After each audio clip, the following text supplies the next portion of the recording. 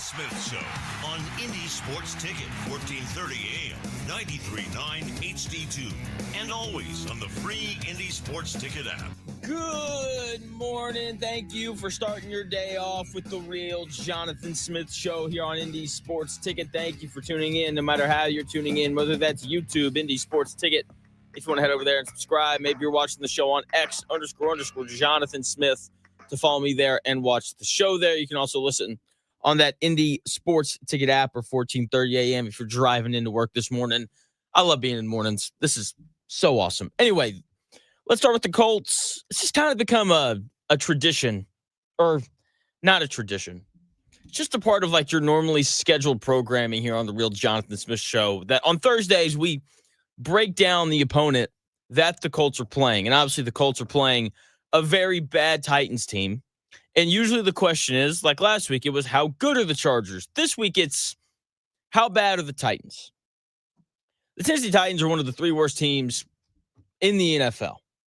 This should be another game where the Colts show up, cruise, hang 40 on them, and then go back to their respective homes. That's what it should be. It is the NFL. Those guys are getting paid. They are professionals and all those things. But the Titans are one of the three worst teams in football. It's them, the Jets, or the Saints. It's probably the Jets. If I had to like rank them, like the Jets are the worst team, the Titans are the second worst team, and then you have the Saints. Because I kind of like Spencer Rattler. We'll see if that continues or not. Pretty rough game on Sunday against the Bears. Anyway, you have to have the Titans in this conversation, though. Like, if you told me that you thought that the Titans were the worst team in football, I'd be like, yeah, I get it. When your quarterback is trying to throw the football and then he loses the football into the end zone for a fumble, and then the opposing team recovers it for a touchdown, then you're just immediately in that conversation of, is this the worst team in the NFL? They, some teams just find ways to make plays, not the Titans. The Titans find ways to make mistakes. You remember the Jets, end of the Rex Ryan tenure, Mark Sanchez is still playing quarterback, and they have the butt fumble and they're throwing bad interceptions, and that's who the Titans are right now. They just find weird ways to fail.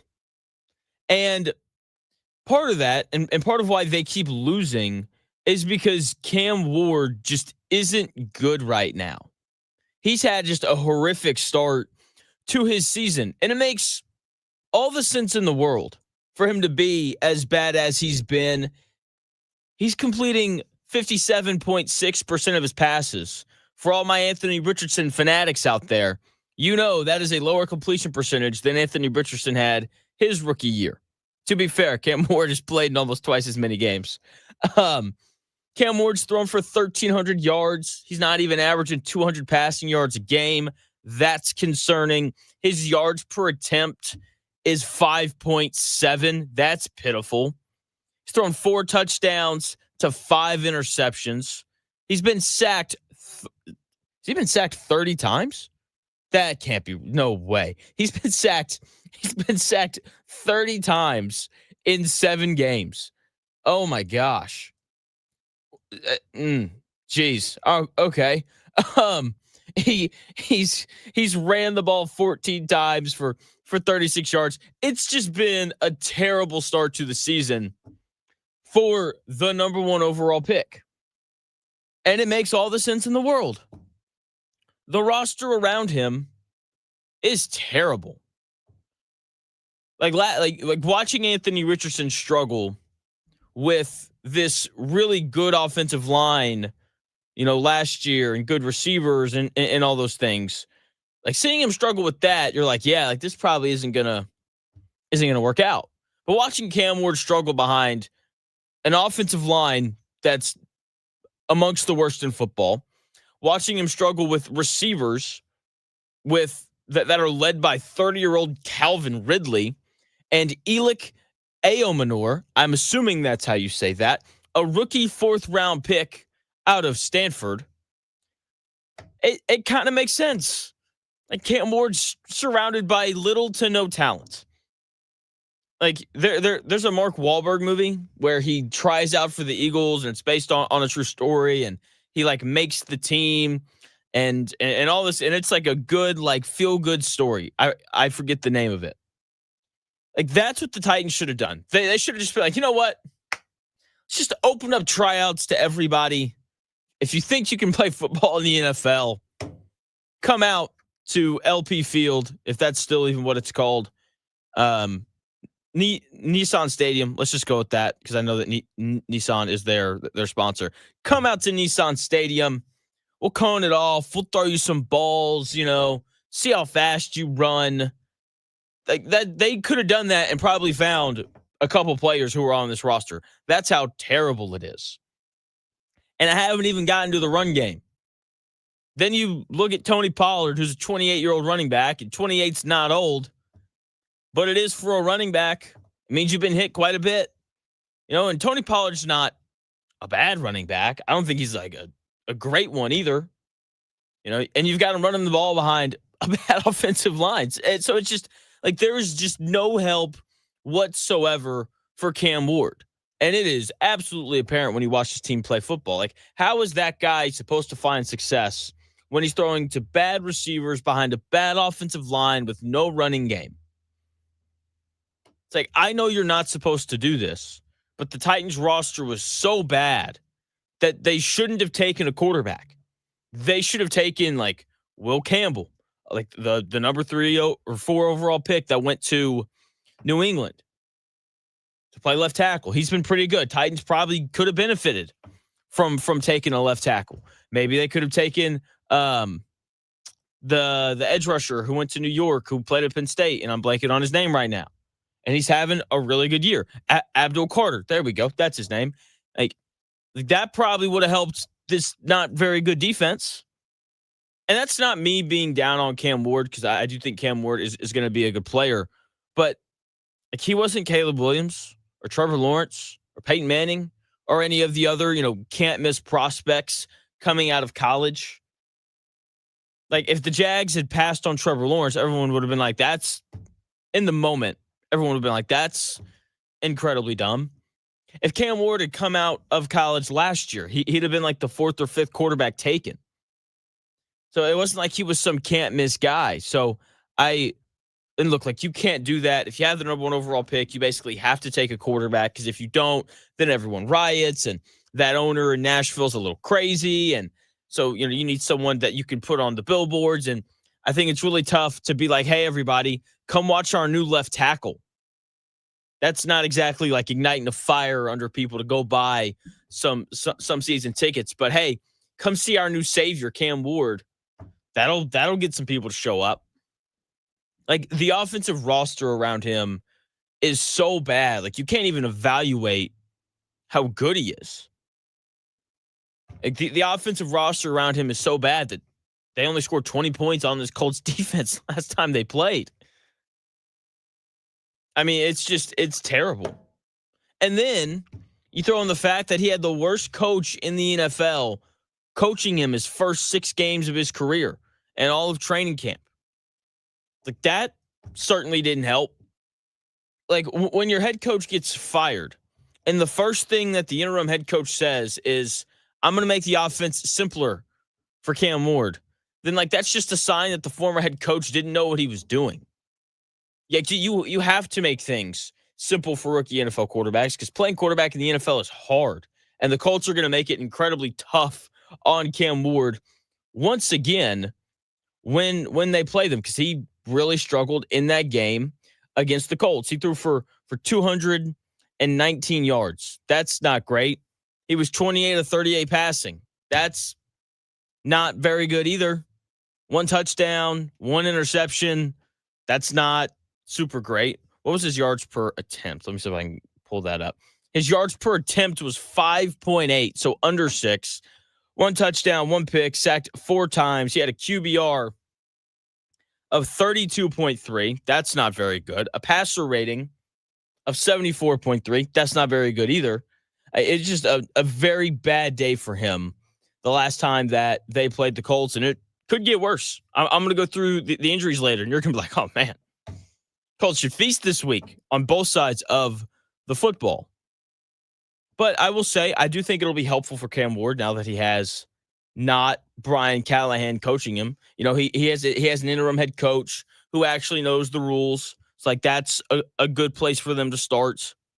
And again, when your interim head coach is immediately like, yeah, we need to simplify the offense for this guy, then it's like, what was the previous coach doing? Like you have to make things as simple as possible for these rookie quarterbacks. Like they've never played in the NFL before. Like, could you imagine showing up on your first day at a new job? You have like the most important position and it's the most difficult. And they just throw you in and they're like, good luck, figure it out. You've got little to no training. That scenario alone, like it probably wouldn't go well. Oh, and by the way, all of your coworkers suck. So you're not only having to do your job, but you're having to make up for their mistakes on top of doing your hard job. Like that is what they have asked Cam Ward to do to start this season. And it has gone as poorly as you think that it would. The Titans offense is bad, and that's good given how bad the Colts defense has been. They're going to be missing Ebukam. So I think that they'll be fine without him this week. Obviously, they're going to be missing 2 corners. So, that won't be as big of a deal this week. Hopefully, we continue to see more good snaps out of Leatu Latu. 1 sack, 4 quarterback hits last week. JT Tuimoloau, he's about to just kind of get thrown into it with the injury to Ebukam. Tyquan Lewis, he didn't practice yesterday either. So we're going to get more JT Tuimoloau, who had 2 quarterback hits and limited snaps last week. So we'll see, what he kind of looks like against a, once again, not very good Tennessee offensive line. So this Titans offense is bad. It should be like another fun day. Like if Kenny Moore has the second easiest pick 6 of his career, followed by the one that he had against the Titans in week 3, it would make sense that it would happen this week. Here's the numbers, the number side for this Titans offense, just like to put into perspective for you how bad it is. I think this is the worst offense in the NFL. So we have the best offense in the NFL in the Colts taking on the worst offense in the NFL, the Titans. The Titans are last in the NFL in points per game. They average 13.7 points per game. Offense has never been easier, and this team can't score 2 touchdowns a game. They're 27th in red zone touchdown percentage, last in red zone drives, so they make it to the red zone the least amount of anybody in the NFL. When they do get into the red zone, they don't score touchdowns. They're last in yards per play, so they're not explosive and they're not consistent. They're last in third down conversion percentage. That's not good. They're 26th in yards per carry. They can't run the football. And then they're 31st in yards per pass attempt. This is the worst offense in the NFL. Rookie quarterback with absolutely no talent around them. And then you flip over to the other side of the football for them, which is significantly less interesting because they don't have any like super great young player. Like if they did, then, they'd be like interesting. And that's all that they'd be, because one great player isn't going to fix this defense for the Titans. Once again, I'll go through the injuries, probably in the 7:20 segment, but the injuries they have certainly don't help this horrific defense. They don't have a dominant edge rusher. The linebackers aren't very good. They have one good corner, and he can't stay healthy, L'Jarius Sneed. Outside of that, it's not great. Jeffrey Simmons is still like a big physical dude in the middle who can make plays. Yeah, that guy's hurt as well. I mean, just go back and just look at how dominant this Colts offense was against the Titans. And maybe this isn't fair because, again, the Colts have the best offense in the NFL. But, like, you go through it, it's like Daniel Jones was 18 of 25, 9 yards per attempt, 1 touchdown, no interceptions. Jonathan Taylor had a hat trick, 17 carries, 102 yards. That's 6 yards a carry, 3 touchdowns, had that long 46-yard run as well. Just like an easy day for everyone on offense. Like, I know that in the NBA this year, when teams play like the Wizards or the Pelicans, they're like circling that one. Like, I may be able to get 40 that night. Same thing when you play this Titans defense. It's like, we may be able to hang 40 when we see them again. And I mean, and look, the Colts could have. They called off the dogs, and they did whatever they wanted offensively in that game. And they're going to do that again on Sunday because the Titans defense is terrible.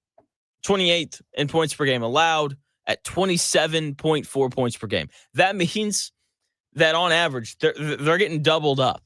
They're getting beat 27-13 week in and week out. Pitiful. I think the Colts are honestly going to raise that average on Sunday. No way that the Titans hold them below 28 unless the Colts decide to just sabotage themselves. Okay? To the Titans' credit, they are 12th in red zone touchdown scoring percentage, so they do a decent job in the red zone of keeping teams out of the end zone.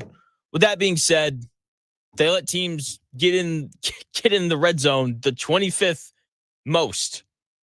So that's not good for them. They're 24th in yards per play allowed, which means that they give up too many big plays. They're 23rd in third down defense. They're 23rd in yards per carry allowed, and they're 26th in opponent passing yards per attempt. So their defense is better than their offense, but not by much.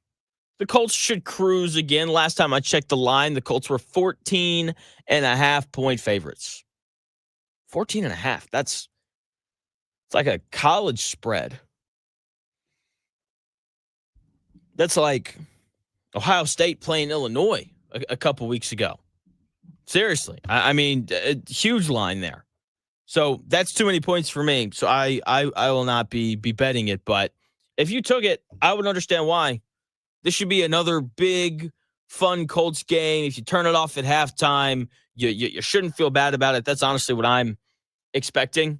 Like, I don't think I'm going to watch the second half of this game. Like, if I do, that means that something has gone horribly wrong for this Colts team.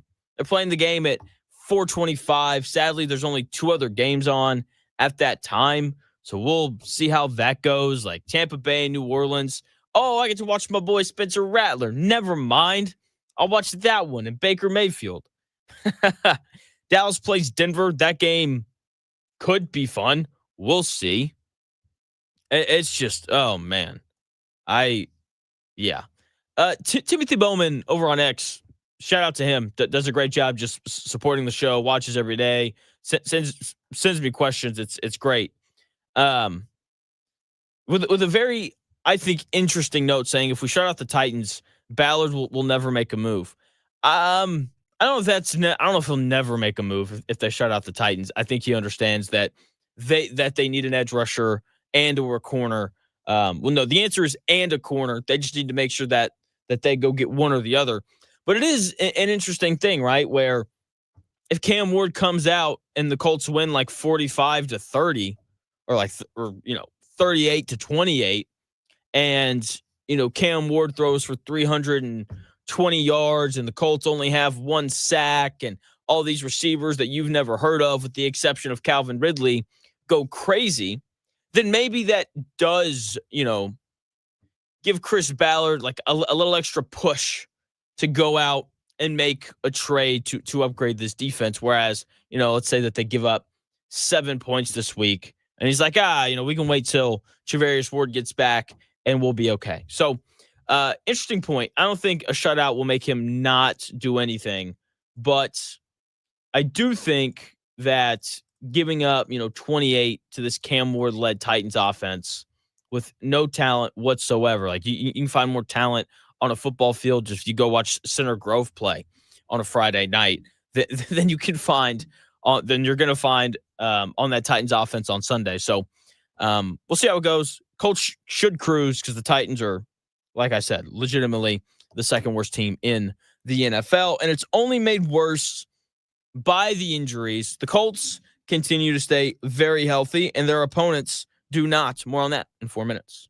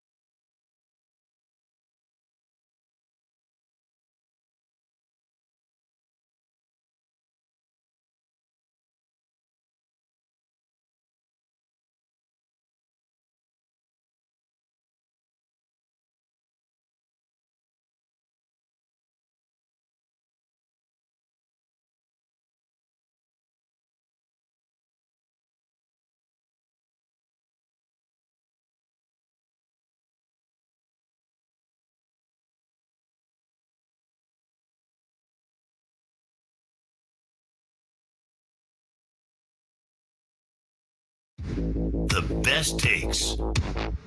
Maybe. The Real Jonathan Smith Show on Indy Sports Ticket 1430 AM, 93.9 HD2, and always on the free Indy Sports Ticket app.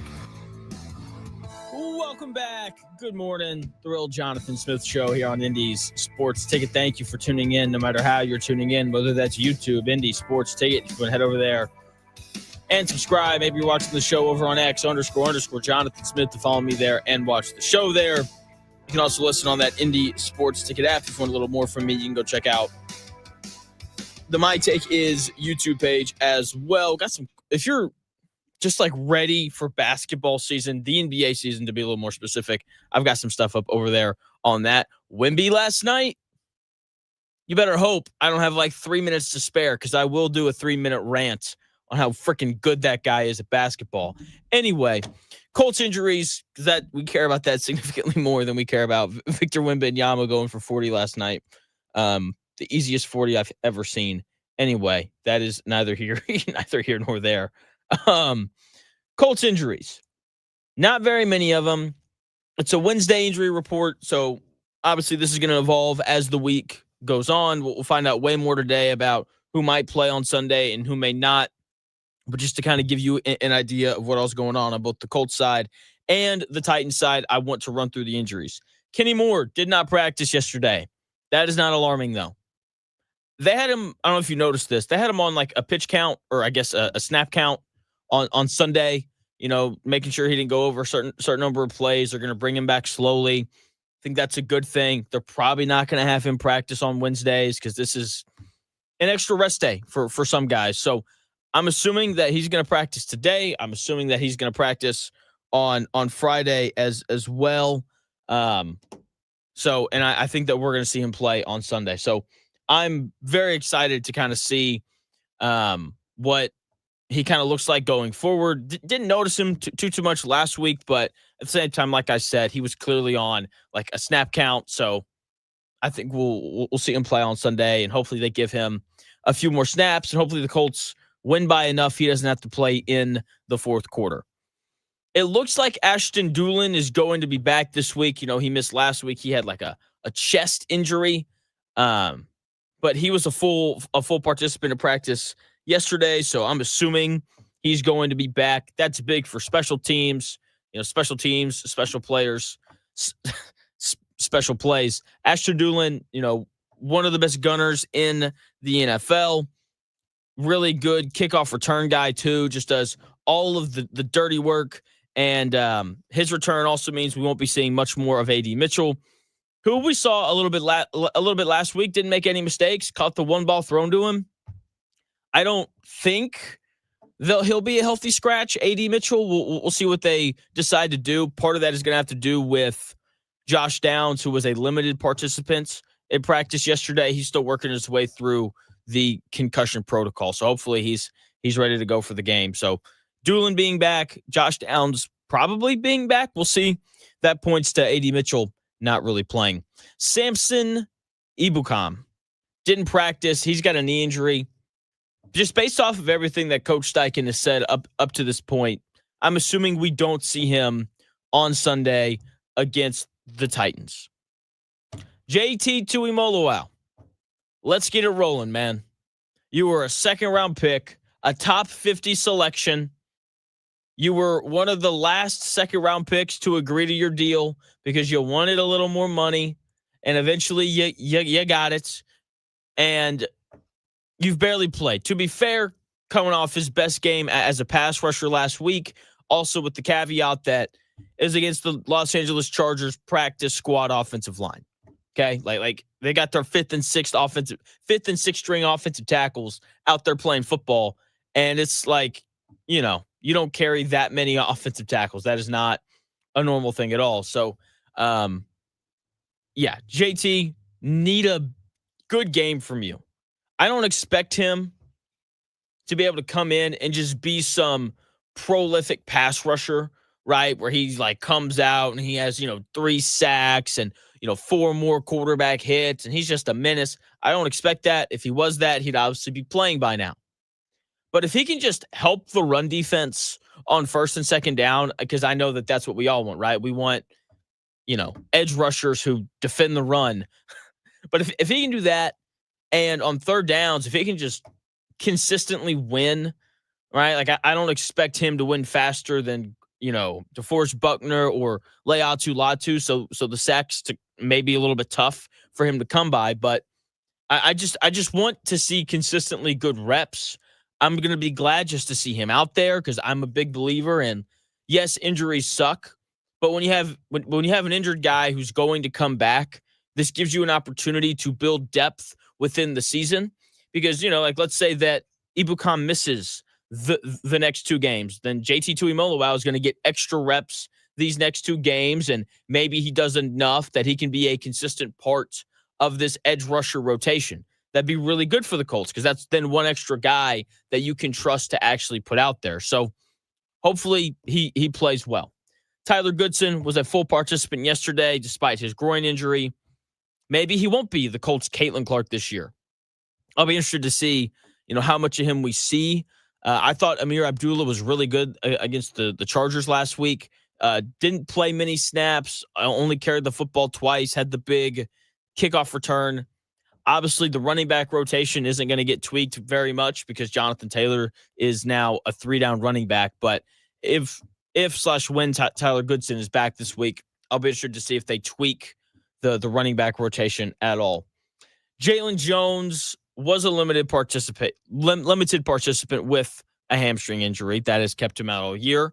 He's probably going to play this week, given the fact that the Colts designated him to return from IR. I don't know how much he's going to help this cornerback room.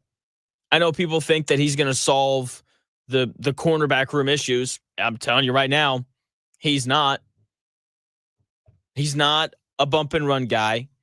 I don't think that this is the kind of corner that Lou Anarumo wants. He was a 7th round pick, so it's not like he's just like gushing with talents.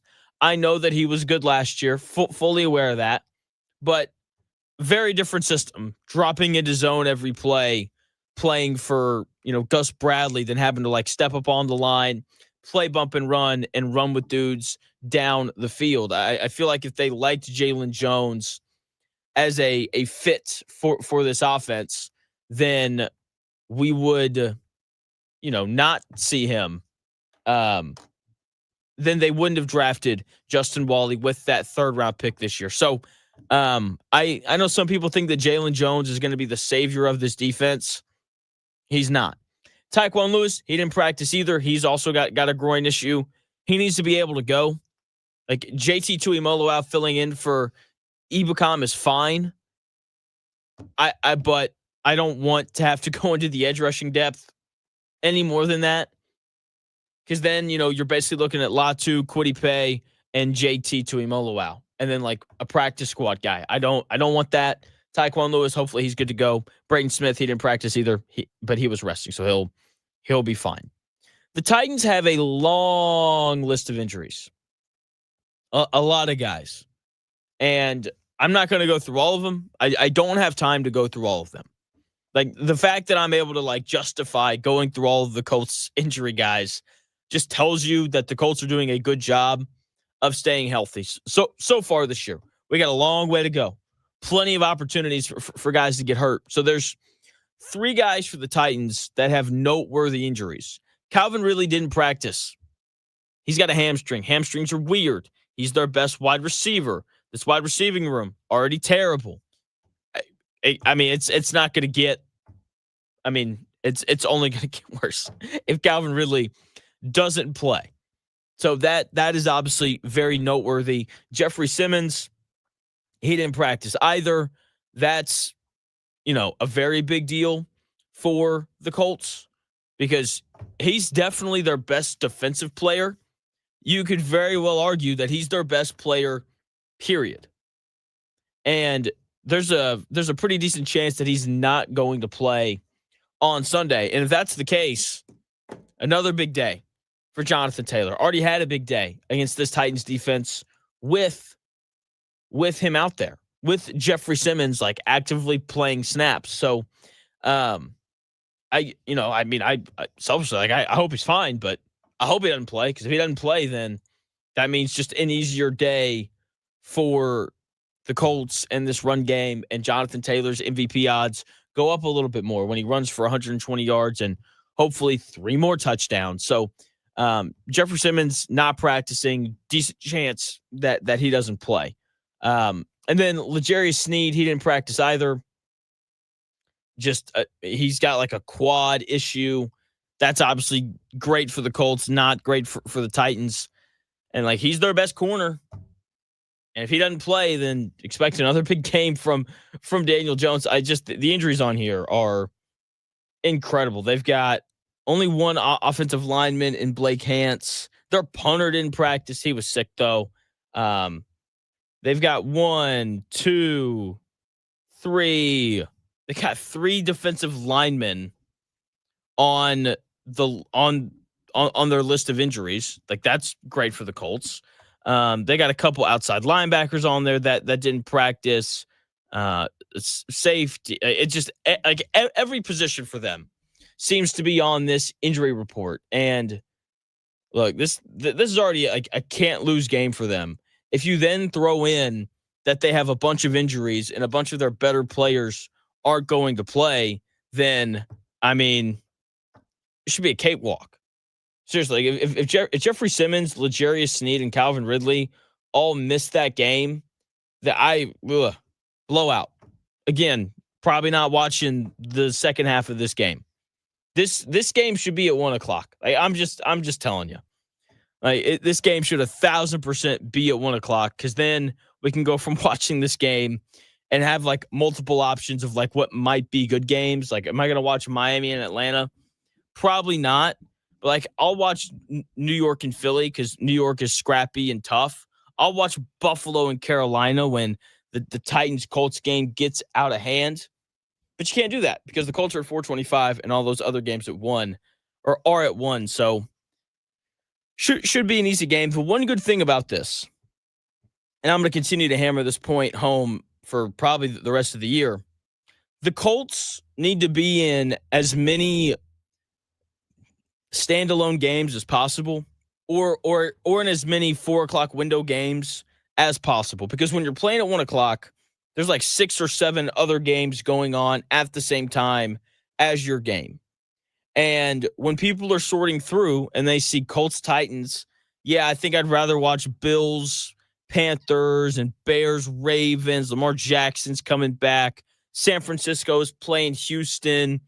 Like there's just multiple options. Whereas if you're in that 4:00 window, there's at most 4 games going on.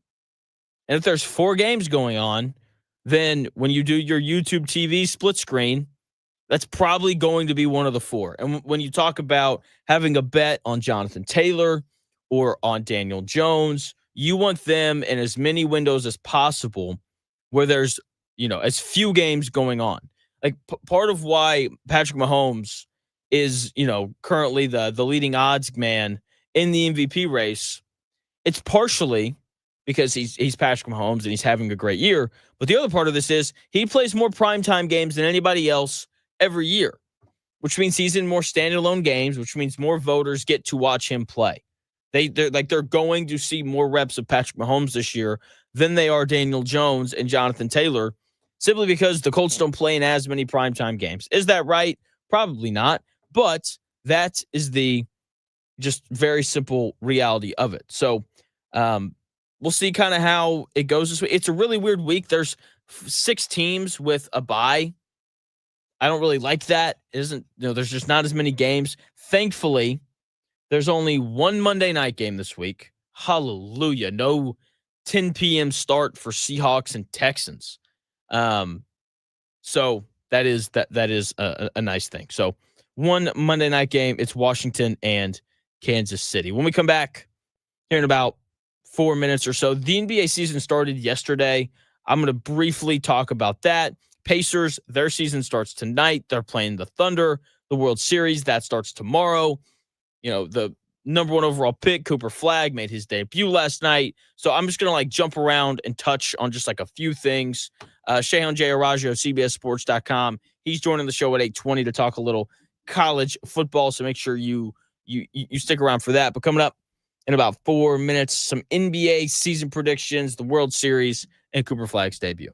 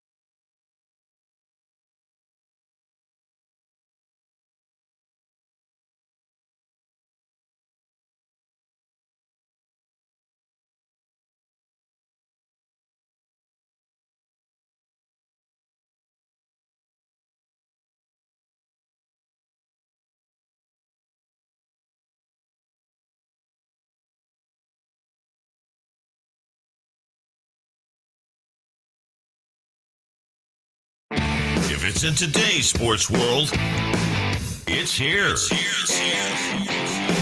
The Real Jonathan Smith Show on Indy Sports Ticket 1430 AM, 93.9 HD2, and always on the free Indy Sports Ticket app. Welcome back to the Real Jonathan Smith Show here on Indy Sports Ticket. Thank you for tuning in, no matter how you're tuning in, whether that's YouTube, Indy Sports Ticket. If you want to head over there and subscribe. Maybe you're watching the show on X __ Jonathan Smith to follow me there and watch the show there. And you can always listen on that Indy Sports Ticket app. No matter how you're tuning in, I greatly, greatly appreciate it. We have breaking news in the world of sports gambling, kind of. Shams, ESPN's lead NBA reporter, here was his tweet that came out over the break. Miami Heat guard Terry Rozier was arrested early Thursday morning as part of an FBI sports betting gambling probe. Sources tell ESPN. The Eastern District of New York and FBI Director Kash Patel will hold a press conference at 10 a.m. Eastern Time to announce arrests from this investigation. He was under investigation last year, and then it kind of went away, and now I guess that it's back. This gambling stuff, it really bothers me, the way that people complain about it, Like, for some reason, we just don't want to hold people accountable, because there's going to be people who come out and they're like, of course, Terry Rozier did this. The NBA is partnered with FanDuel. I don't know how that impacts what Terry Rozier chooses and doesn't choose to do. Like, he's a grown adult. He makes his own decisions. It doesn't really matter who the NBA is partnered with. And so I'll never really understand that argument. But sports gambling is everywhere. And as it becomes more and more prominent, we are going to see more and more stuff like this. Shohei Ohtani and the interpreter thing happened. He had a fall guy. Hopefully Terry Rozier. Hopefully he's got a fall guy somewhere in there who can kind of help him, avoid as much trouble as possible, because going out on a limb here with this take, but I think playing in the NBA is significantly better than spending time in prison. So maybe I'm wrong there. I've heard some of the basketball runs in some of these prisons is actually pretty good. So we'll see how that goes for Terry. Hopefully he can stay out of prison.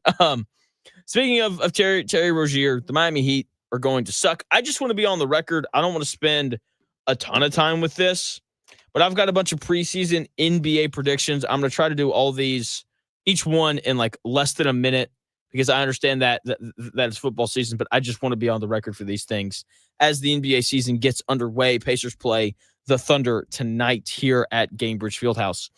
I think the Houston Rockets are going to finish the year with the best record in the NBA. Teams that finish with the best record are usually younger teams. Houston Rockets, they were the 3 seed last year in the Western Conference. They add Kevin Durant. They're still a very young team between Amen Thompson and Jabari Smith Jr. and Reed Shepherd. He's going to get to play a little bit more this year. He played 28 minutes on opening night. So very young team. Obviously, they bring in Kevin Durant, so they're more talented, a little bit more spacing on the floor for them as well. So best record in the NBA is going to be the Houston Rockets. The MVP will be Nikola Jokic once again. So that guy is he's the best player in the world. I'm always going to predict that the best player in the world wins MVP, especially when they not only, do all the like counting stat things well, like, he's going to score, he's going to have assists, but like all the like advanced stat analytic nerds like him as well. So it's just a really good combination for a guy to win MVP. Most improved player, I think, is going to be Reed Shepherd. Not off to a great start after his opening night performance against the Thunder. To be fair, that's a really tough team to get your first like real NBA minutes against. A couple bad turnovers in bad spots, took some bad shots, got stuck quite a bit while trying to handle the ball. So got to see more from Reed Shepherd. Sixth man of the year, Jordan Clarkson, now playing for the Knicks. Just a really good player, man. That dude is just straight buckets coming in off the bench, and you saw a little bit of that last night when they played and beat the Cleveland Cavaliers. Defensive player of the year, Wemby. I don't know how you pick anybody else. I hope you watched him play last night, because he's just a stud. Cooper Flagg for rookie of the year. If you watched him play last night, then you know that he played well. If you woke up this morning and checked the box score, then you're probably asking yourself, Jonathan, how can you say that he played well? All the stuff said about him in the pre-draft stuff seems to be true. Really good defensive instincts, rotating well, knowing where to be already, good on-ball defender, all those things. Good passer, makes the right play. He just can't shoot the ball very well yet, and he's not a great one-on-one player. And when you can't shoot the ball well and you're not a great one-on-one player, it's really hard to score in the NBA, especially when Victor Wembanyama is just sitting in the lane. So tough there, but he'll be good. My bold prediction, I think this Pacers team is good enough to get a top 4 seed. Probably not a 3-2 or a 1, but I do think a 4 seed is very much in play for this Indiana Pacers team. And it starts tonight when they host the defending champs, the Oklahoma City Thunder. So I think that they're going to play really well tonight. I'm so excited. I talked about this a little bit yesterday. Very excited for Mathurin to kind of see what he looks like. Excited to see, Andrew Nembhard as well. I think we're going to get a little bit more Jarris Walker on top of all these other things. On top of that, we're going to get more Johnny Furphy too. So there's just a lot of younger players who are going to have an opportunity to kind of step into some roles that they haven't had an opportunity to step into yet. So I love watching guys get better and being able to sit back and be like, oh, like that guy couldn't do that last year. And so very excited for the start of the season. That being said, the best team in the Eastern Conference is the Orlando Magic. You probably didn't watch them play last night. That's fine. All you need to know, they scored 128 points in their first game. Last year, they scored 125 points or more only 3 times.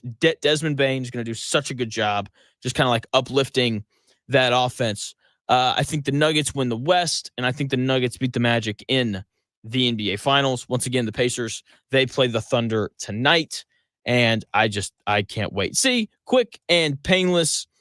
Timothy Bowman asking, how many free throws does Shai Gilgeous-Alexander shoot tonight? More or less than 14. I'm going to go less. I'm going to go under 14 free throws for Shai Gilgeous-Alexander tonight. Tomorrow night, the World Series begins, and I'm so excited. Like, you have the Dodgers, who everyone is, going to be very upset with because, it's like, they're just buying their championships, That's all they're doing, because it's their fault that the Padres didn't want to pay Blake Snell, and it's their fault that the Rays didn't want to pay Tyler Glasnow. Oh, it's all the Dodgers' fault. And so they're, kind of the what's the word? They're the villain. They're the new Yankees. When in reality, they're really just better ran than everybody else. But hey, we don't have to talk about that. And then you have the Blue Jays, who I'm going to be pulling for big time in this game because I just like the Blue Jays. Like, that's really all there is to it. They've got so many players that I just naturally like. Like obviously, like Shane Bieber coming over from Cleveland. Like, that's a really good pitcher that I'd like to see win. Max Scherzer, same thing. Older, but he still got it a little bit. Jeff Hoffman, coming out of the pen to slam the door. I love Vladimir Guerrero Jr., just a showman, just a guy who gets it. And he's also one of the best hitters in baseball. Bo Bichette, he's going to play in the World Series. That's awesome. He was second in Major League Baseball this year. And he was second in Major League Baseball this year in total hits. George Springer, one of the clutchest hitters in the history of the postseason, third all time in postseason history in terms of home runs. So they've just got a bunch of guys that I just like and I find entertaining. So while the Dodgers are undoubtedly the better team, better roster, better pitching, more star power with Freddie Freeman, who I freaking love watching hit a baseball. Jeez. Like between Freddie Freeman and Mookie Betts obviously is a star, and Teoscar Hernandez is tearing it up. And, you got Shohei Ohtani, and they got just a million pitchers who are pitching really, really well right now. And so it's just there's so much star power in this game. And look, I don't care about ratings most of the time. I am very intrigued to see. I am very intrigued to kind of see how. I am interested to see how this series rates, because the Dodgers, whether you like it or not, they're very interesting. I think it's important to have a villain. They're a villain. I think the Blue Jays are incredibly likable. Older baseball fans remember Vladimir Guerrero and Dante Bichette, and like their kids are playing in this series. And I think everyone remembers Max Scherzer when he was on the Nationals and the Tigers, and so I'm, like I said, just very interested to see kind of how this series rates, because of just the blending of like some old school stuff and some new school stuff and all the stars in the series. So that series will start tomorrow night, and I can't wait. It was going to be tough for me to squeeze in, 5 minutes on the World Series tomorrow, so I figured I'd just do it today, because tomorrow is going to be all Colts and all IU football. Speaking of the Colts, they're playing the Titans on Sunday. Usually I ask the question on Thursdays, how good is the Colts opponent? That is not the question today. The question is, how bad are the Tennessee Titans? I'll tell you in 4 minutes.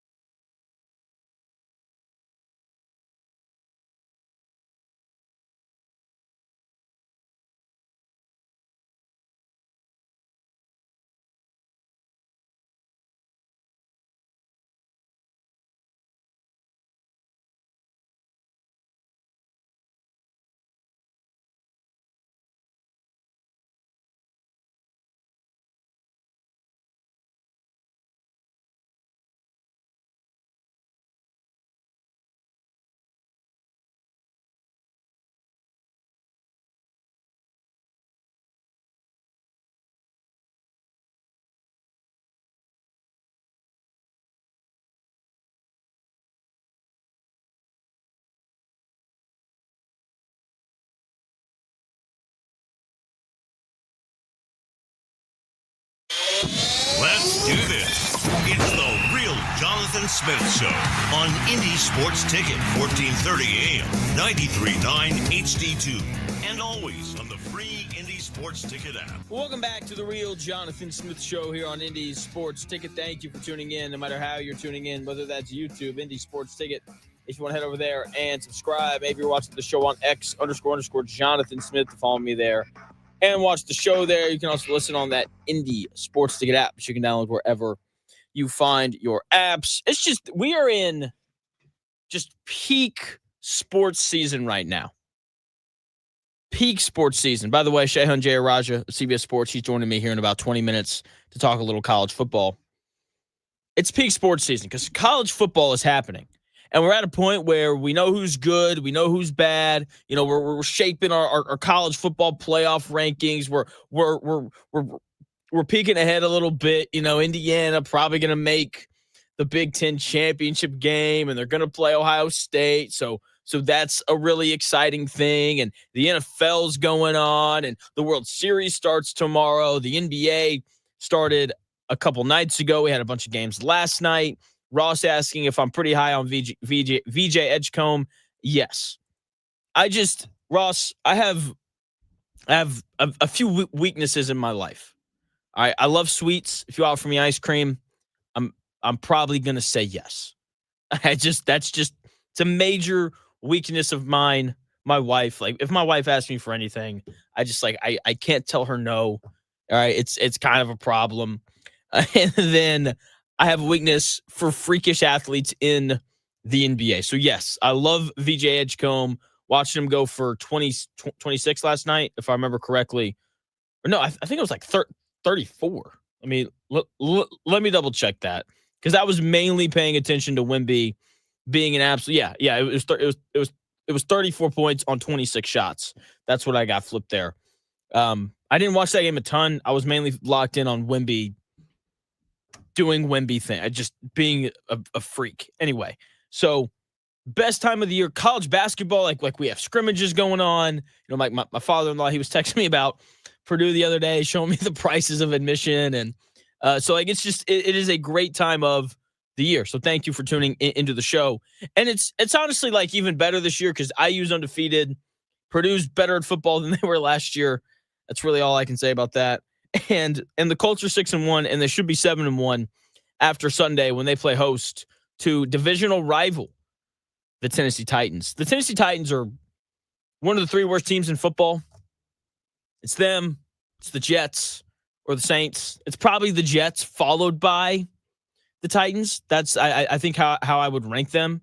You know, like if I had to say who the worst team in the NFL was, it'd be the Jets. My second vote would be the Titans, right? When your quarterback is casually dropping the football while trying to throw it and it results in a defensive touchdown, then like you have to be in the conversation for worst team in the NFL. That's just how that is. Cam Ward has just had an incredibly bad start to this season. Only completing 57.6% of his passes. For the Anthony Richardson fanatics out there, you know that is a lower completion percentage than Anthony Richardson had his first year here in Indianapolis. He's throwing for less than 200 yards a game, 4 touchdowns, 5 interceptions. He's been sacked 30 times. It's been a really rough start to the year for him. And I love Cam Ward. I think he's going to be a good player, but the roster around him is just so bad. Like that's really the issue. And like when you work through it, it's like the offensive line isn't good. Their best receiver is 30-year-old Calvin Ridley. Their second best receiver is Elick Ailmanor. I don't even know how I'm not even saying that right. I know I'm not. I'm doing my best. He's a 4th-round pick out of Stanford. Like that is not setting up your young quarterback to succeed, right? Like I appreciate that they tried to go and bring in like Tyler Lockett, older veteran, savvy guy. That hasn't worked out. He's been terrible. It's just, there's just not enough talent around him, right? And we haven't even gotten to how terrible this running game is. Like Tony Pollard, like 28 years old isn't old, but a 28-year-old running back is old in the NFL. I think that's a lot of hits. Like, enjoy Jonathan Taylor now. He's going to look very different 2 years from now. He just is, because that's just the nature of the NFL, especially for these running backs. And so now you've got an older running back behind a bad offensive line. They can't run the football. They can't run the ball. They don't have weapons. It's not good. And so like the roster is so bad that you can't do this. And like, I know what I'm saying is wrong. The roster is so bad that they should not have drafted Cam Ward. They should have traded the pick, got a couple more, traded down, taken, Abdul Carter or, Will Campbell at offensive tackle. And like, you can't do that because you can't sell that to your fan base. Hey, we had the number 1 overall pick this year. Everybody come to the stadium and watch Will Campbell play left tackle for us. Like, you can't do that. And so like, that's kind of problematic. And so you kind of have to take Cam Ward, and the offensive roster around him is so bad. Like, you can't even evaluate him. Then you had the worst coach in the NFL coaching him for 6 games. Like, that certainly didn't help. And then you fire that guy, and then the interim is immediately like, yeah, the head coach sucked. He didn't say that, but he was like, yeah, we're actually going to have to like change the offense because Brian Callahan just gave Cam Ward too much, Like, it's like, hey, like we got to simplify the offense a little bit for this young guy, which to me is just a sign that the former head coach didn't know what he was doing. Like, you have to make things simple for rookie quarterbacks. Like, they've never played in the NFL before. Imagine showing up on your first day for any job that's difficult. Let me back up. Imagine walking into a job. You have the most important job in the office.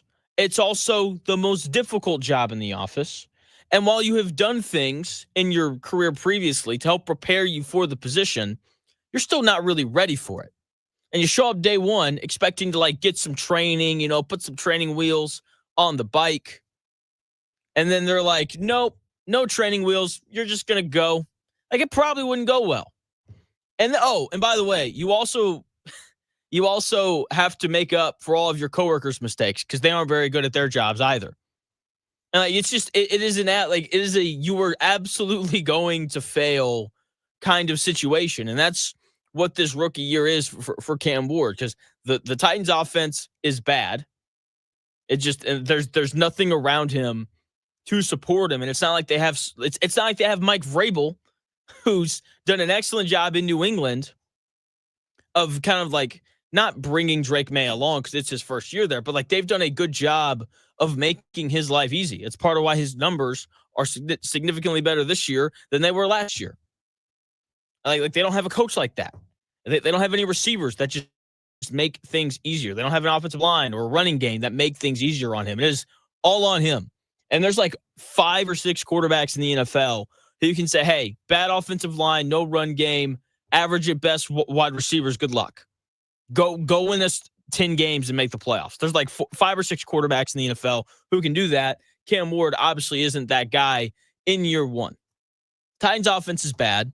That's good, given how bad this Colts defense has been. Missing Ibukum shouldn't matter too much this week.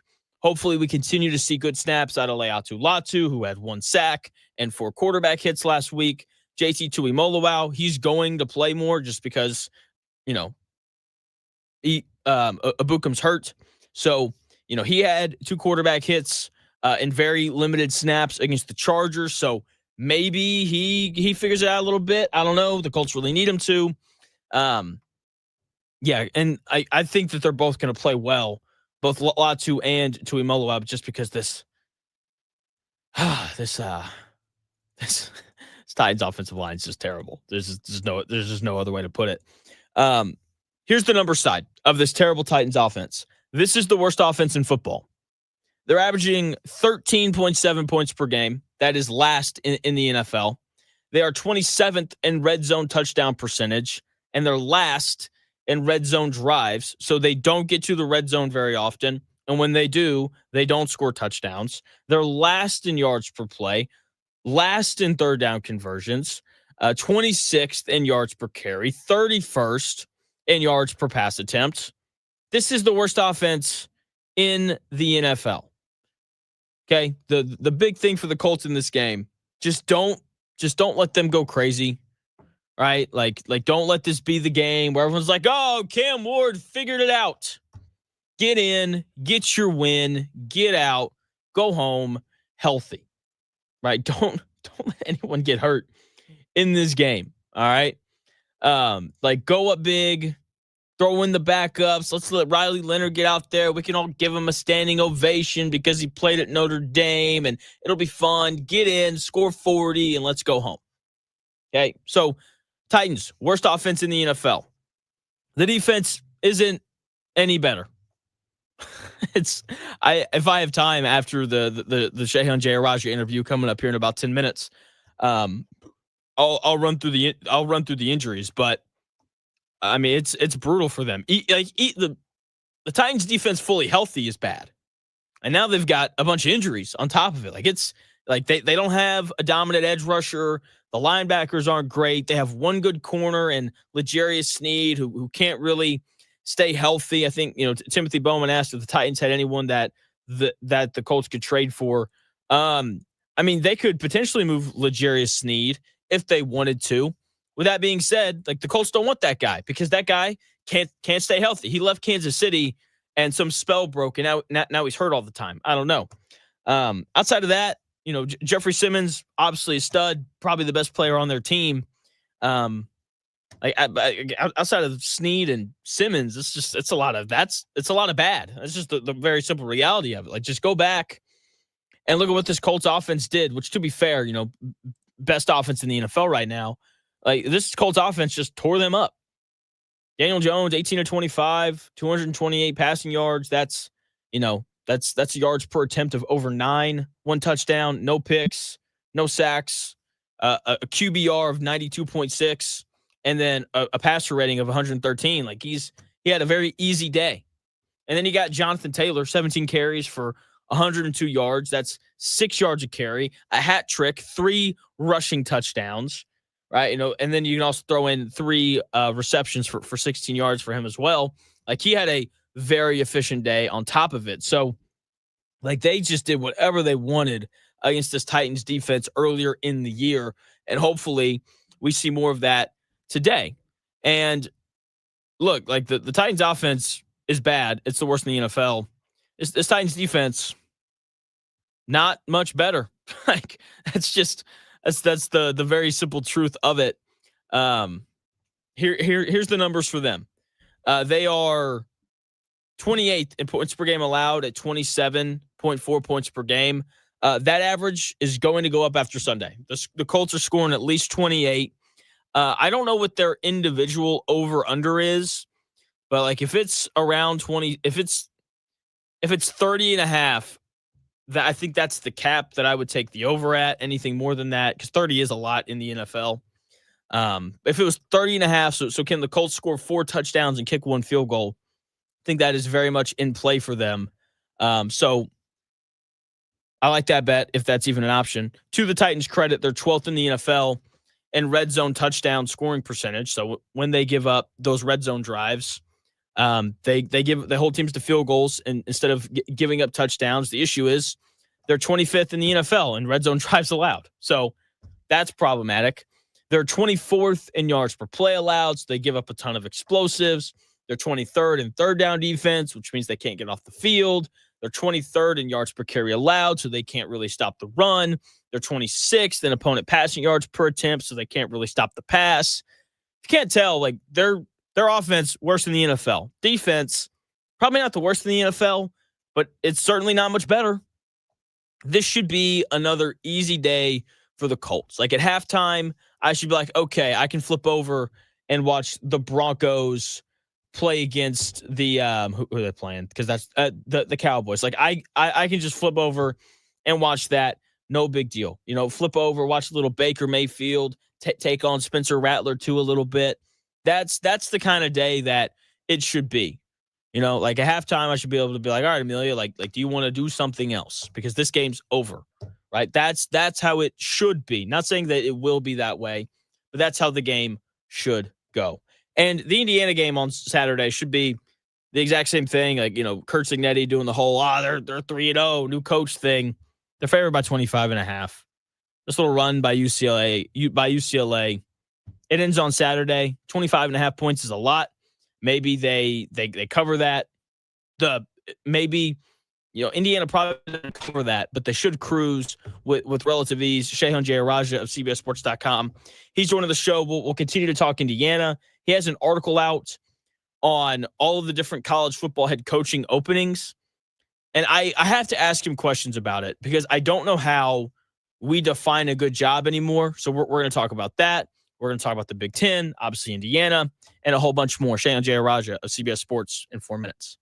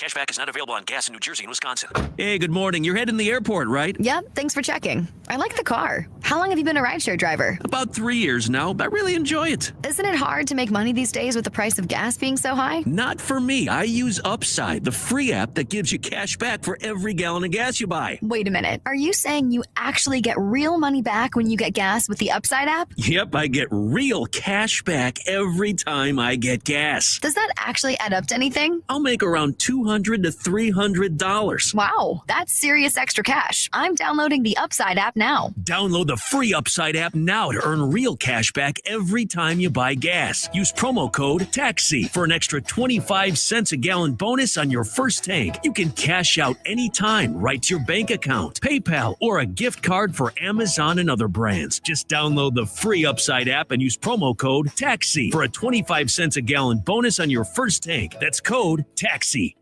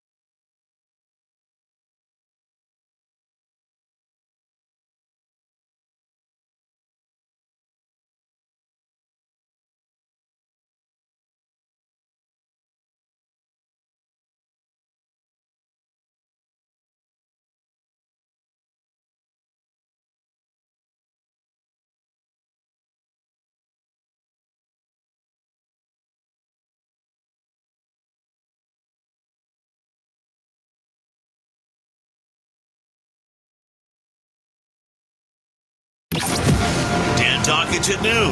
The Real Jonathan Smith Show.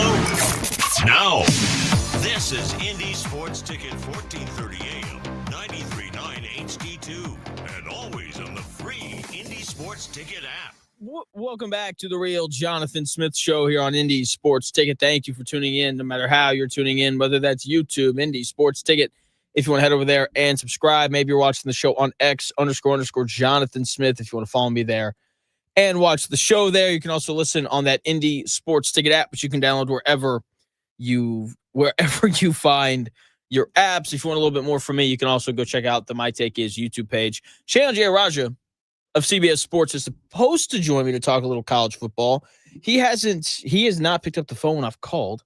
I texted him, so hopefully we can get him to call in here any minute now. But before he does, I was really excited to talk to him about this article that he wrote. It's really good. He kind of breaks down all the different head coaching openings. And like you read through all of them, and maybe not all of them, but you read through a lot of them. And for me, as I read them, I'm like, yeah, Coach Cignetti leaves for that job, 2 or 3 years ago. Or maybe not 2 or 3 years ago, 10 years ago, Coach Cignetti leaves Indiana for one of those other jobs, right? Because, this is something that I know that I talked about. I know Dan discussed this as well. Just the idea of resources and how, like, everyone's idea of that, I think, is now incorrect. Like what are resources? And resources used to be like, what is your recruiting yard? Like Florida was a great job, not only because like it's Florida and the facilities are nice and all those things. It was a great job because, Clay Travis said this the other day. He was like you can win a national title with only players within 3 hours of Gainesville. Like that was why it used to be a good job. And I was really excited to hopefully get to talk to him about like, how does NIL impact that? Like, is that still really a thing that you can lean on? Like, can you just build a title contender by only taking players around your campus? Or has NIL become such a thing where it's like, why would a guy in Florida go to Florida if Penn State's offering him an extra $100,000 to go play there? Like, I mean, seriously, like you're not convincing a 20-year-old to turn down $100,000.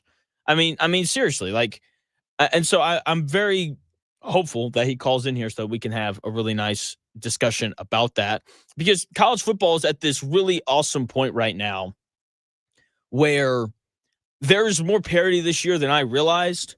A couple weeks ago, I talked about the gap, and I thought that the gap in college football was Ohio State, Oregon, and Miami. And then there was like a gap, and then there was everybody else, Indiana being like at the top of that. And since then, Miami lost to Louisville, and Oregon lost at home to Indiana. So it's at such an interesting place. And there's like a part of me that wants to be like, okay, then that just means Ohio State is head and shoulders above everybody. I think they're better this year than they were last year, if you can even believe that. But it has been hands down the best defense in college football. Ohio State has been. And I think Julian Saint's better at quarterback than Will Howard was. Certainly is more talented. There's a reason why he was, the number one ranked quarterback in his class. And so we're, like 7 games into the year, and Ohio State's only given up like 25 points. It's honestly, once again, very incredible what we've seen them do. They pitched two shutouts, beat Washington, who's got a pretty good offense, 24-6, put it on Minnesota 42-3. I mean, the most points they've allowed in a game this year was against Illinois, where they gave up 16. And that's it. And so no one else has gotten it into double digits. And so I wonder if we're just in for a year where it's Ohio State and everybody else, because I think that is a real possibility. And with that being said, like, I don't want to just like completely be dismissive of an Indiana team that is clearly improved from last year to this year. And look, if you can go on the road to Oregon and win, then you can beat Ohio State in Indianapolis for the Big Ten title game. Like, you can absolutely do that. So, like I said, I don't think he's going to call in, which is such a bummer. And then you look around the rest of the college football landscape, right? You look at all the different Power 4 conferences. There's so much more parity this year than there has been in years past. Like Virginia is 6-1 in the ACC. Second best record behind a Georgia Tech team that just doesn't really die. And I'm glad for Virginia. I know a player for Virginia, and he's just like the nicest guy, good dude, works hard, all those things. And it's like I'm glad for them, but they've kind of like come out of nowhere. And like there's a real possibility where it's like a Georgia Tech, Virginia ACC championship game. Could you imagine that? No Miami, no Clemson, no Bill Belichick in North Carolina. By the way, his team's only scored 28 points, 6 games into the year. That whole thing is going on. Or excuse me, that's in their conference. Sorry, they've scored 112 points on the year. My bad. And so like that conference is really interesting. And then you have like the Big 12, where there's just like a ton of parity in that conference. 4 ranked teams. BYU is really good, right? Cincinnati's kind of like this surprising team who lost to Nebraska to open the season, and they've won 6 in a row since then. Texas Tech spent all this money in the portal. Starting quarterback goes down, and then they lose to Arizona State, who's just as scrappy and tough as they come. Kenny Dillingham, really, really good head coach. And then you have the SEC, which, people are going to do the whole SEC bias thing, but there's 1, 2, 3, 4, 5, 6, 7, 8, nine ranked teams. I don't think I counted that right. 1, 2, 3, 4, 5, 6, 7, 8, 10. They have 10 ranked teams. 10 teams ranked in the top 25, and people get upset at that, and they're like, that's SEC bias. I don't know if it is. I don't think that it is. I think the SEC is just loaded. I do. It is, as far as I'm concerned, it is clearly the deepest conference in college football. But at the same time, I don't like the SEC. I don't think has a team that's good enough to win the whole thing. Alabama, once again, they set a record. They've beaten a ranked team 4 weeks in a row. First team in the history of college football to do that. They finally get a break, and then they get 2 more ranked teams in LSU and in Oklahoma. All the SEC haters, by the way, LSU probably won't be ranked after that game.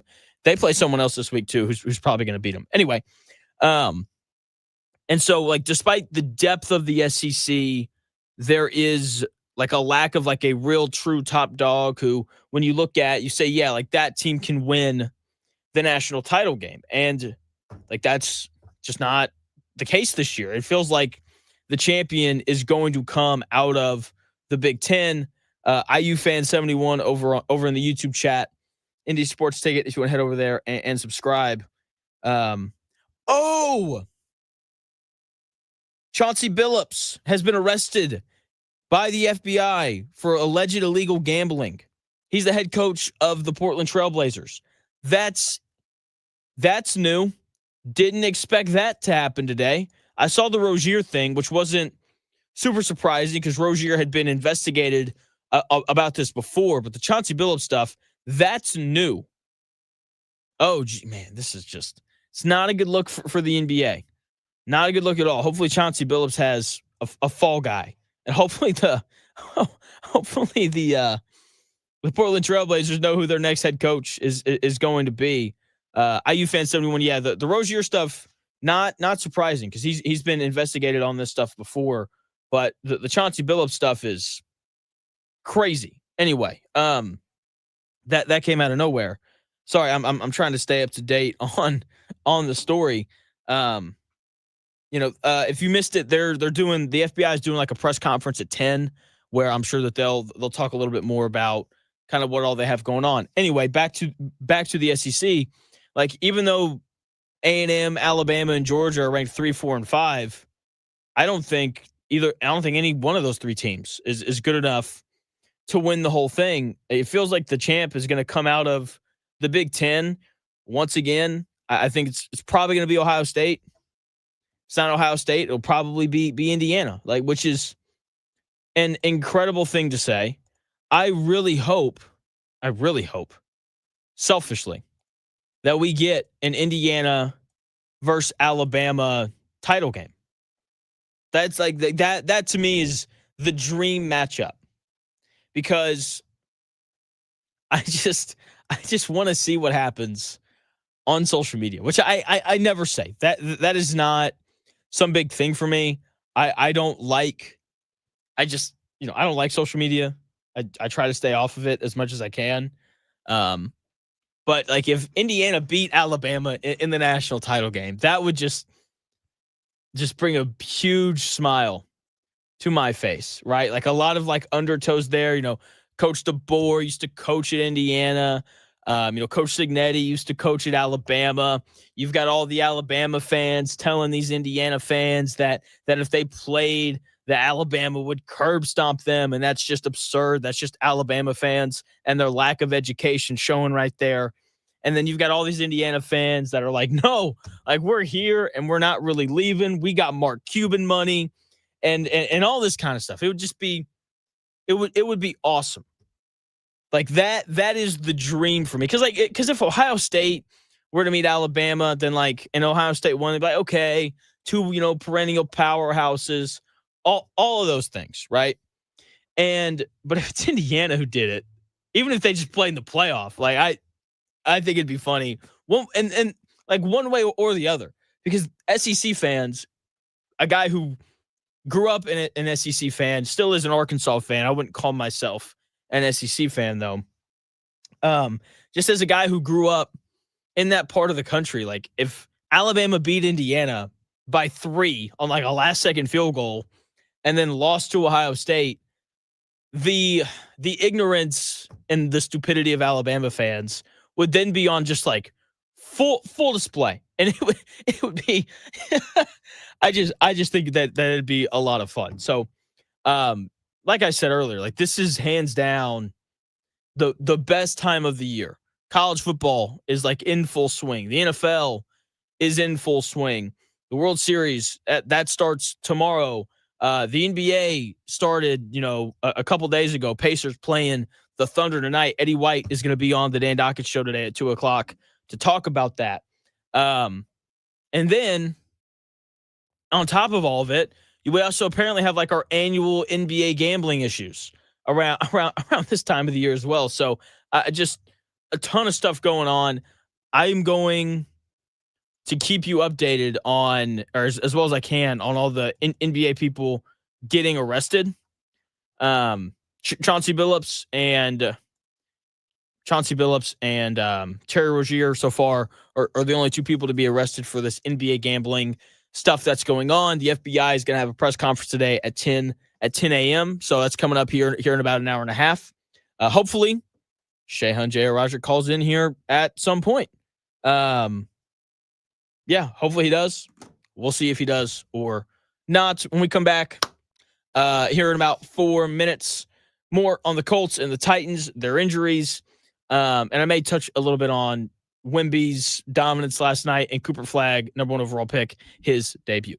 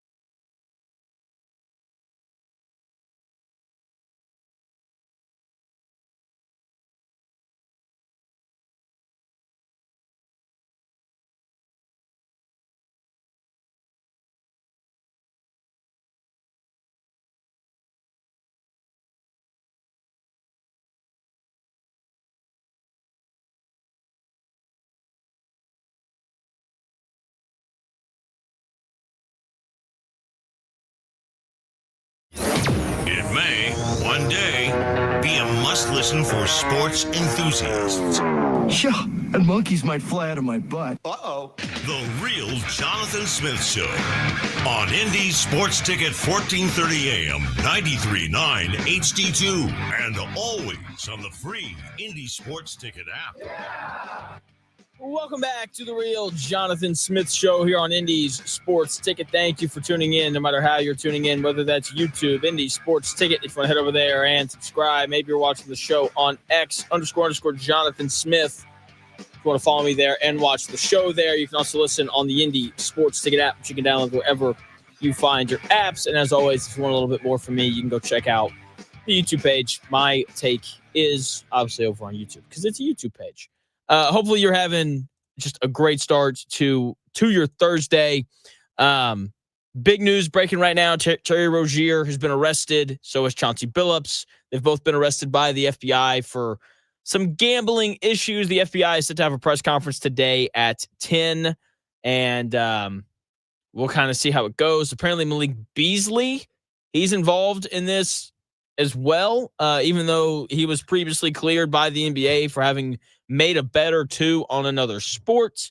I am very intrigued to kind of see where all this goes, and hopefully Pablo Torre and Shams and the rest of the people involved in covering this, hopefully they do a good job just keeping us all up to date. And yeah, the NBA. The NBA is the best soap opera in sports. You don't get this kind of trauma in the NFL. Like when Isaiah Rodgers got suspended, it was like, whatever. When Calvin Ridley got suspended for the sports gambling stuff, it was like, whatever. He was gone. All this kind of stuff. It just lacks the drama of the NFL. The NFL lacks from like the off the court stuff. It lacks the off the court drama stuff that the NBA just seems to always have going on. So anyway, injuries. The Colts continue to have very good injury luck. Another, week of like a pretty short, another week of like just like a pretty short injury report. Kenny Moore, he didn't practice yesterday. That's not alarming. They listed his Achilles as the reason. And I need to just never read X comments ever again. Because every time I read like the top comment on X, I'm just like, I just got dumber for reading that. So, I saw people freaking out like, they brought him back too early and all these things. And like they didn't. It's very normal for guys to not practice on Wednesday. So not really worried about it. Someone asked a really good question. Sorry, I wanted to answer this question before. IU fan 71 over in the YouTube chat. Head over there and subscribe. He said, "Would Purdue fans cheer for IU to win a title?" I don't know. I would hope not, because Lord knows, like Purdue is supposed to be awesome at basketball this year. Purdue is supposed to be the best team in the country, and if Purdue gets to a Final Four and has an opportunity to win a national title in basketball, there is not a chance that IU fans are going to be sitting at home rooting for Purdue. There's no chance whatsoever. So like if you're a Purdue fan, you cannot be rooting for IU to win a national like this is a rivalry. What do you mean would Purdue fans cheer for IU to win a title? I would really, really hope not. I please no. I would be like, is this even a rivalry anymore? If Purdue fans rooted for IU to win a national title, like that's just insane to me. Anyway, I wouldn't put it past Purdue fans because every Purdue fan I've ever met has been incredibly nice. So, like maybe Purdue fans are just better than I am. I guess that is 1,000% a possibility. So, anyway, back to the injuries. Kenny Moore not practicing yesterday. Not a big deal. Not a big deal at all. So, I'm assuming he'll practice today, and he'll practice on Friday, and he'll practice on Sunday. They had him on a snap count. I'm hoping that'll go up a little bit. We'll see what they wind up doing with that. But I'm not too worried about Kenny Moore. The other guy's hurt. Josh Downs was a limited participant as he works his way through the concussion protocol. Ashton Doolin, it looks like he's going to be back this week. He was a full participant at practice yesterday. That's obviously very important for special teams. He's one of the best gunners in the NFL. Obviously, he's returning kicks as well, he and Anthony Gould. It also means that we're probably not going to see A.D. Mitchell this week, which is kind of a bummer because like the dude is really talented and the very limited number of opportunities that he got last week, I thought he was good. I thought he blocked well out on the perimeter. I thought he, did a good job. The one ball thrown to him, he caught. So, I mean, in the very, very limited opportunity he got last Sunday against the Chargers, he did his job. So, but he's probably going to continue to be in the doghouse until one of those other guys messes up.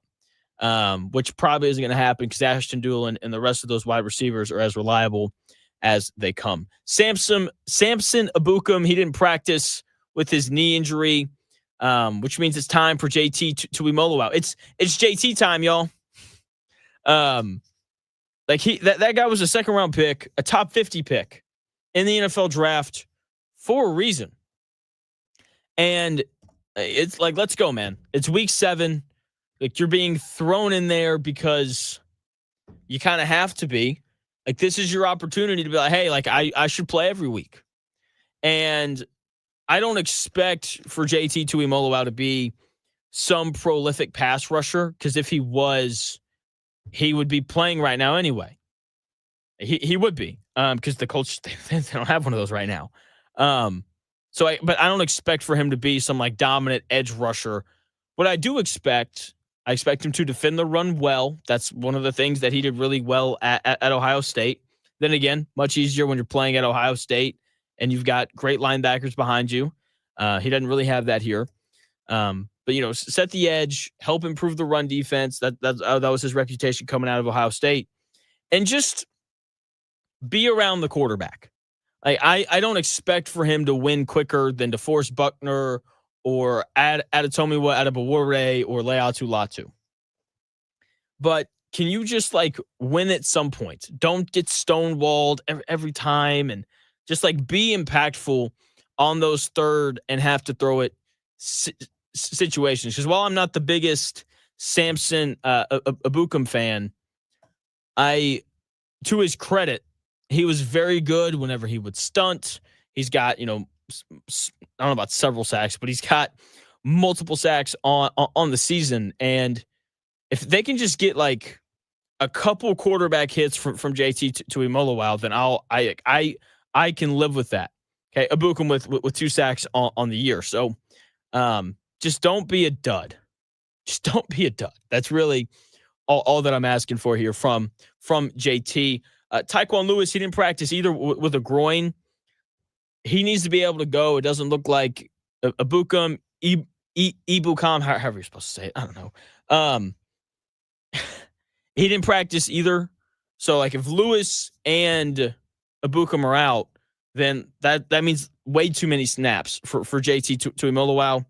Like, if Ebukam and Lewis are both out, then it's going to be JT Tuimoloau, Leatu Latu, and Kwity Paye. And then, like, a practice squad guy, probably, or like a linebacker that they actually have play edge for some reason. So we obviously don't want that. So hopefully Tyquan Lewis is able to go. Tyler Goodson, he was a full participant at practice yesterday, despite his groin injury. Finally, he's getting healthy. I don't know how impactful that's really going to be. I don't think he's going to play a ton, just because why would you take Jonathan Taylor off the field for any reason right now? And then the other part of that is Amir Abdullah had a really good game last week. He had the big kickoff return. He had a couple big runs. I like him. He was good on Sunday, and albeit in very, very limited snaps. So we'll see if / how much they tweak the running back rotation with Tyler Goodson probably being back this week. Obviously, they're not going to take Jonathan Taylor's snaps away. Like, he still needs to touch the ball, 25 to 30 times a game in order for the offense to be successful. But Do they go to Tyler Goodson? Do they keep going with Abdullah? Does Giddens kind of break his way back into the rotation? We'll see. Jalen Jones, he practiced. He's been designated to return from IR, so he's finally practicing with that hamstring injury that's kept him out all year. So he's going to play this week. He's not the Colts savior. Just don't even think about that. Okay. He's going to play this week, but I just don't know how much he's really going to help this cornerback room. Like, he's going to be better than, Chris Lamont or Mekhi Blackman or Jonathan Edwards. So it'll improve it a little bit, but he just can't do what Lou Anarumo wants him to do. And that's play, bump, and run. Cause he just isn't, he's like a 4-6 guy. And if you run a 4-6, you're not turning and burning with a lot of these NFL receivers. So he was a 7th round pick. There's a reason for that. He's not overflowing with talents. I know he was good last year, but it's a very, very different system, right? Like your 1st and 2nd round picks, I think, should be able to play in any system. Third round and beyond, then fit becomes even more important than it already matters for those 1st and 2nd round guys. So I just don't know if he fits into this Lou Anarumo system. If he did, they wouldn't have drafted, Justin Wally in the 3rd round. So those are the injuries. Braden Smith, he didn't practice, but he's just resting, which is good. I'm proud is not the right word. I'm pleasantly surprised. That's a much better way to put it. I'm pleasantly surprised at how good of a job Braden Smith has done this year of just staying healthy. That's something that he's really struggled with. I know he had some other issues last year. But just nice, man. Like the Colts continue to be blessed with incredible health. No other word for it. Just incredible health for this team so far throughout the year. And they just, it's impressive. And it makes it so much easier because this Colts roster is good. Like, if you take their roster and you compare it to, the other 31 teams in the NFL, their roster is firmly in the top half. It's probably top 10. And you pair that with the fact that most of their guys aren't getting hurt. And it's no wonder they're 6-1, probably going to be 7-1 after Sunday, because when you look at the Titans, they're not healthy. They're not healthy at all. There's just a decent chance that Jeffrey Simmons, their best player, he's not going to play. Calvin Ridley didn't practice yesterday. He's got a hamstring issue. He's their best wide receiver. L'Jarius Sneed, he's got a quad. He didn't practice yesterday. He's got a pretty lengthy history of missing games. And so it's just an interesting thing. And I'm so intrigued to kind of see how the rest of this year is going to go for the Colts, because I'm just kind of waiting for the injury to happen, because that it's going to here at some point. Who's it going to be? Hopefully it's not, Daniel Jones. Hopefully it's not Jonathan Taylor. Hopefully it's not any of the 5 offensive linemen, because while I sit here and I continue to talk about Jonathan Taylor and Daniel Jones and how well those guys are playing, it obviously all starts up front, right? They're doing a great job of keeping Daniel Jones clean. Daniel Jones has hardly been touched this year. I mean, it's super, super impressive what this Colts offensive line has done. Let me actually see, how many times has he been sacked this year? He's been sacked 6 times in 7 games. I mean, that is an offensive line thing. And then you look across the way and it's Cam Ward's been sacked 30 times this year. No wonder they've only won 1 game. So very impressed with the offensive line. If that group can just stay healthy, then the Colts are going to have a chance no matter who's playing. Because if that offensive line's healthy and you have Riley Leonard under center, then you're just going to run the crap out of the football behind those offensive linemen. That's what's going to happen. So, so this offensive line, as long as they stay healthy, the win should keep coming in for the Indianapolis Colts. Very excited about the game on Sunday. I'm going to have a lot more on it. I'm going to see if Shehan Jeyarajuh can reschedule, because I was very excited to talk about him today, or talk to him today, excuse me. just about college football and just kind of the landscape of things. And then tomorrow, hopefully Zach Gray. I was texting with him a little bit this morning. Hopefully we can get him on here to do a little bit more gambling stuff. He started a new job, so he's just been busy. The Dan Dockett Show, it'll be on today at noon. I think I'll be on at 12:30. Eddie White is going to stop in to talk a little Pacers, and we're hopefully going to get Jonathan Hutton or Chad Withrow as well to talk a little Colts and Titans. That's going to do it here on the Real Jonathan Smith Show. I hope you have a great day. I'll be back again tomorrow morning, 7 a.m. to 9 a.m. Have a great Thursday. I'll talk to you tomorrow starting at 7 a.m.